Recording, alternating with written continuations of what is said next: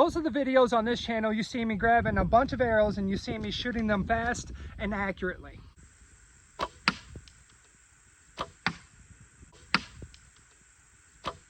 But what many of you don't know is that I actually love all of archery, okay? And I love shooting all different types of archery.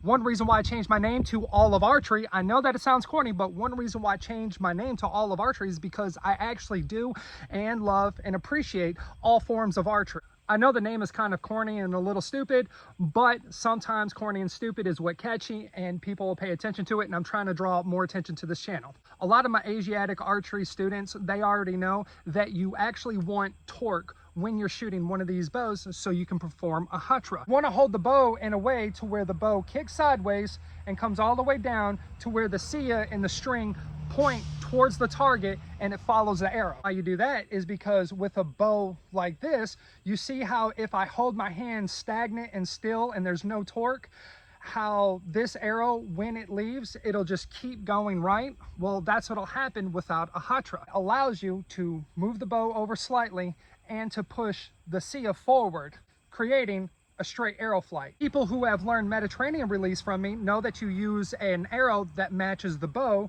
to where the arrow goes around the bow, what we call archer's paradox. The way that you hold a compound bow is a lot like the Mediterranean release on the Asiatic horsebow, but it is still a lot different, very different. One of the ways that it's different is that you don't wrap your fingers around the bow at all whatsoever, because that will create torque. And the last thing that you want with a compound bow is torque, because if you have torque like you do with an Asiatic bow, the strings can pop off the cams, and that is just the last thing you want. And on top of that, your arrow will be left and right. It just causes a bunch of unwanted issues.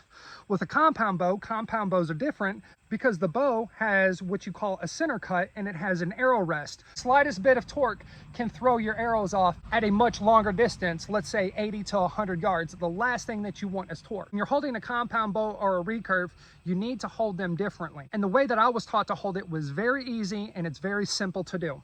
First, you go stop, you put your thumb in the 2 o'clock position, you make a V. You see this line that goes right down your hand? You need to pay attention to that line right there. So you come up, you relax your hand down onto the riser. You see how this right here is not crossing over this line into this side of the hand, and it is just right through here? That's what you want on your compound bow. Come up, relax your hand down, and then you just gently touch your bow. Your thumb in the 2 o'clock position, you have the V, boom, you come all the way up on the bow. And you just relax your hand down onto the riser. You don't want to put any pressure on the tip of your fingers while you're holding the bow. You just want to simply relax. And do you see how my knuckles are at like a 45-degree angle? That's what you want. And the pressure that you use while pushing onto the bow is that whole entire area right through here. With this, nice and still, no torque at all whatsoever. The reason why I bring up the torque issue again is because it's one of the biggest problems that I see out of guys while they're shooting these bows. Now, there's one way to tell if you are grasping the bow in the correct manner or not. You see this? A lot of torque.